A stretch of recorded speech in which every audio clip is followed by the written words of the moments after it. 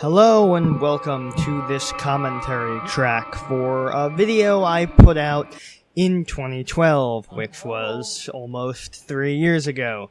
You might be wondering, what am I doing a commentary track on the video that's been out for almost 3 years, and it shouldn't even matter anymore, but, I'm doing this mainly because, since the 100th episode is coming up, I kind of want to go back and talk about some of my older stuff, and I figured what better place to talk about older stuff than, of course, the storyline finales. So I'm gonna try to do this for the last, finale of every storyline I've done, except for the Halloween one, and my first storyline, because the Halloween one already has a commentary, and, the first storyline is not available on the internet to watch anymore, so it doesn't matter to do a commentary right now.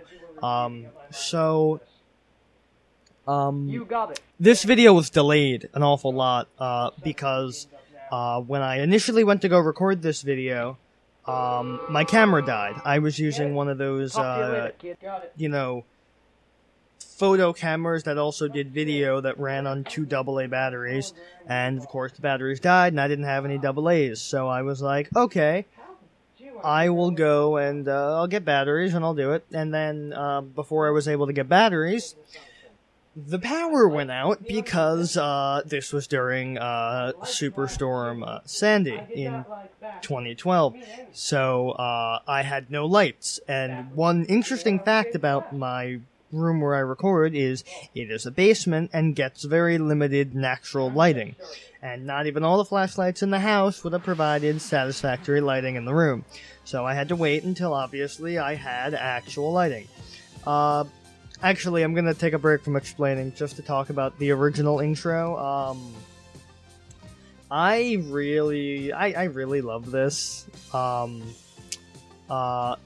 It would, like, a lot of this stuff never carried over, but, I like the intro.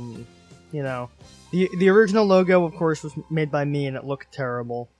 And the title card was made by my brother, which he thinks looks terrible. I don't think it's half bad. But, yeah, so, I'm just looking at the backdrop and looking at, the actual backdrop that I use now, and wow, it's night and day. The original one was just very cluttered and, messed up, and my one now is very cluttered and messed up, but with a lot of posters. I like that. The room was kind of barren for a while because I just didn't hang posters up. And that thing in the background behind me, the green screen thing, it was an attempt to have a sort of view screen like in Star Trek, and I never used it, and I got rid of it. I think right after I did this episode, I think I got rid of it. I'm gonna talk about this storyline.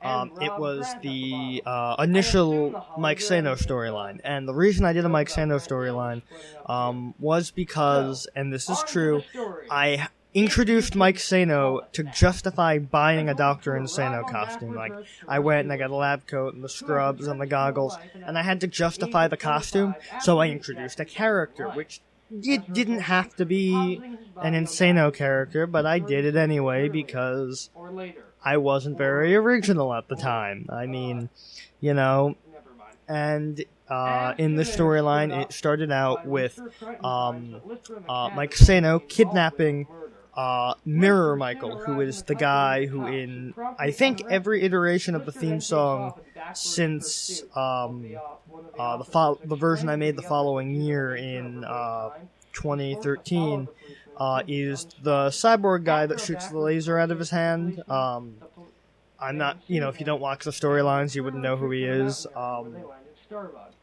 And he was kidnapped and obviously converted into a cyborg, and my character, Michael, went out on a search of the multiverse to find Mike Sano, and ran into Maverick, who is a rip-off / parody of Ace Rimmer from Red Dwarf, exactly why he was in this storyline. And then, of course, you had my guy, my character, Michael, being replaced by a hologram while he left, and it was the hologram with the H on it, like in, obviously, Red Dwarf, which is why I did it. I wanted to connect everything, and I knew it was a ripoff, sort of Linkara's hologram leaving when he went on a journey, except I made mine with a light beam instead of a mobile emitter, and my guy didn't turn out evil. In fact, I'm hoping to reintroduce the hologram eventually, just because I hate having characters I used to use and don't use anymore. He's kind of peeved at this was made, this was the third video I did where I actually wrote a script, and you can tell because, I'm very obviously reading off of a script, and I still very obviously read off of a script, but I feel like I've gotten better at it over the past 3 years, so, you know, your mileage may vary on that one. 10 years pass, and Lister and the cat are now 15. The cat becomes a virgin with the hillbilly. Backwards, I guess I'll talk about the book. God, this book is not fun. It's not an enjoyable book, and it's boring. That's the biggest issue. It's boring, and it has a bunch of stupid things in it. Like, I will talk about it when, you know, I get to it, but a lot of stuff is stupid. Compression that made himself too dumb to breathe, which he couldn't when he had an IQ of 6,000 or 12,000 anyway. Like, and this means he can't stop the ship from getting captured by the Ag. Like the part with the cat and the hillbilly's daughter, niece, whatever. They're so happy that the last human alive is coming. And like, this book was not a good sequel to the first two. Like, the first two Red Dwarf books, I've reread them since doing these videos, and they're still friggin' awesome. They're awesome. Last Human is still pretty good. It's not awesome, but it's not as bad as Backwards was. And really, you could tell from the cover. I mean, the cover was so bland, and it was just a bunch of clocks.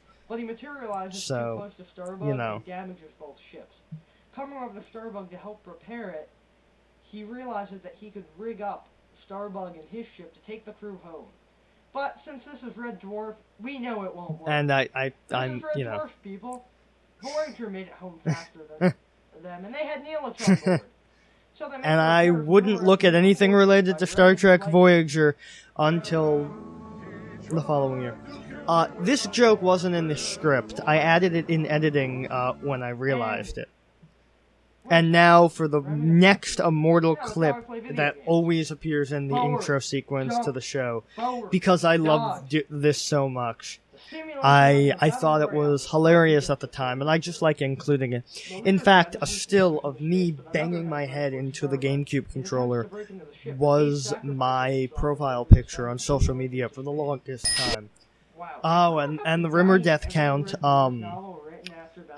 Rimmer, you know, died in the previous book as well, which is why I had done this. And also because Rimmer dies twice in this book, because Ace Rimmer dies and then regular Rimmer dies. And that's not really a spoiler, because obviously I'm going to talk about it later. So I'm just, you know, it boggles my mind that I thought this was an okay video to release, because this is bad. I mean, it's serviceable, of course, but it's just really bad. The cutting is bad, and that's chalked up to me being inexperienced with the editing software, because this was one of, like, the third or fourth video I had actually edited together using Serif Movie Plus, which I've become basically an expert at now, 3 years later. But at the time, it was new, and I wasn't very good at using it. In fact, I'm still learning new things about the software, so, you know. And, which is the a much better cutting. story. So go watch that instead. Yeah, Gunman of the Apocalypse. That was So the they thing I attack the hated. gunman and That all I try to wanted to do kill was the watch that program. episode. With the Apocalypse Boys Yeah, big, so big I'm gonna let's turn the camera to talk reality. about The virus killed both Crichton and Rimmer, the destroying storyline the because that's gonna happen pretty soon. Another Rimmer death. Another Rimmer Really death. backwards. So, Since the VR machine only simulated their I think my biggest issue with Rimmer's the death Captain's is that it was completely blister was pointless, fine.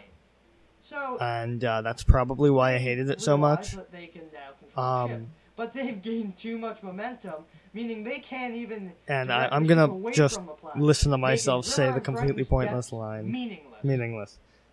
And I think that was really stupid. They get an Ace's ship. I could have gotten way angrier at them. My acting also wasn't very good. Anyway, the storyline. As they dock with the alternate Red Dwarf. Yeah, so aside from being just a flimsy justification for buying the costume, which I wore to New York Comic Con that year, backwards. In my opinion, it wasn't as strong as Last Human, and was I found myself just wanting to it wasn't very strongly written. In fact, none of it was written. What I did for the storylines back then was I would write the videos, like the reviews, but I wouldn't write the storylines, and I'd just kind of wing it. And it shows, I'm sure you'll be able to know, based on the fact that the lines don't fit together because I ad-libbed one of them on one day and one of them on another day. So, this was probably the biggest video I had shot at the time, and it was really hard because there was a lot of crap just lying on the floor in my room because we had been doing cleaning, and also with the Superstorm, obviously, you know, stuff happens. This book is really bad. And I don't like it. And I don't hate books. do I feel like, and I'm not one of those people who like releases like special edition versions of things, because it happened, you move forward, you know, like they said in The Incredibles, don't look back, it distracts from the now.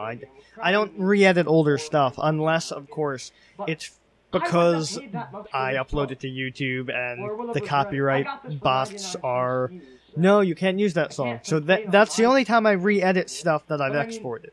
The only time I'll ever re-edit something I've already uploaded is when I have to because of Robot Overlords. You know. Doug Naylor, he was good when and I don't think this part was written either, because you can tell because I stammer and I go and this, yes, yeah. So that was backwards. I should have toughed it up, just let that stay. Yep, here's mirror mic. That's the Maverick jacket. Just if you were curious, that's the Maverick jacket, which he wore in his first appearance, but never wore ever again because for whatever reason. Yeah. So here we are. I've been waiting for you. Have you now? So yeah, you saw that cut where it just went black for a minute. That's me being inexperienced. And the lighting changed because of the close-up. But there's no lighting change over here. I love this. Can't even see my freaking eye. That was one of my favorite lines from that. And I also hesitated. Draw. Oh, and my crappy effect of the gun. But I did like that part where I tossed the gun. I really did that was my favorite take from that scene, I think.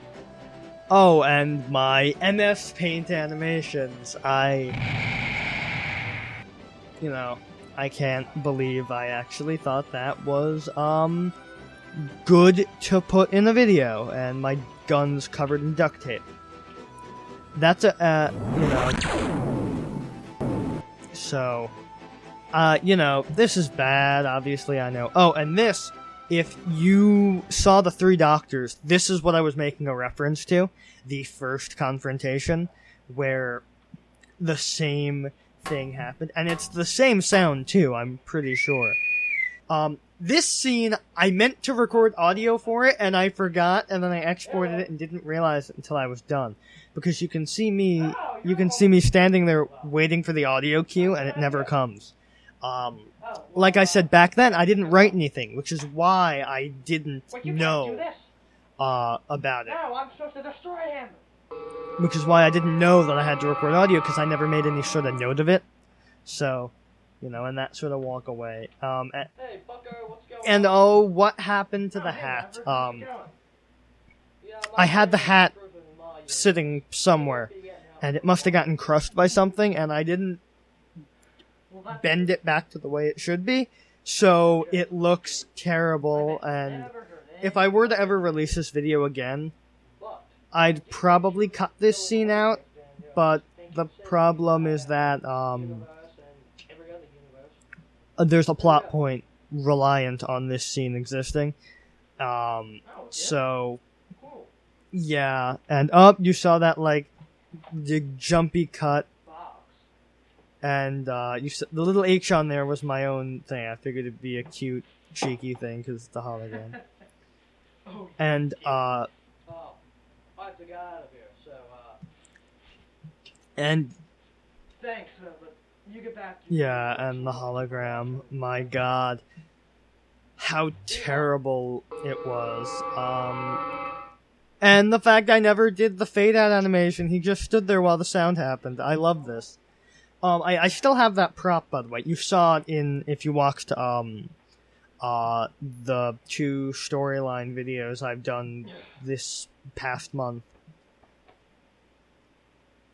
And first time I recorded that was the second iteration of that scene, because the first recording of it, get this, I forgot to put the H on my head.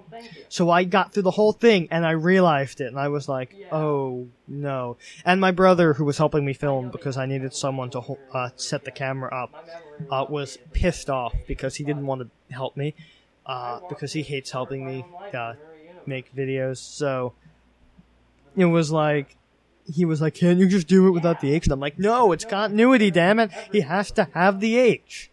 So we ended up re-recording it. And also, you can tell it's not written, because obviously these scenes don't really connect to each other. They're kind of disjunct. And he just kind of walks away to go piss off and end up in some other reality. And of course, the Red Dwarf theme. Which, it shocks me that I'll get copyright flagged for using clips from Red Dwarf. But the theme song they don't care about. And then, of course, the plot point that never shows up again after the credits, that I'll get to when I get to the credits, you know, when it gets there. But, yeah, this was the first appearance of the credit sequence that I still use today. I've edited it, obviously, adding different font, and I've also made the background a little transparent, and I also use a standardized credit sequence because of the Robot Overlords. But, yeah, so here we are, the after credits scene that I did, where Mike Sano is in prison, next to my radiator. Activate him. So, and that scene with Toby Mobius, that never factors into anything, ever. I kind of wrote that character out because I didn't know what I was thinking when I made him. And the Terminator joke. So, yeah, that was Backwards. I hope you enjoyed the commentary, and I will see you guys in the next video. See you then.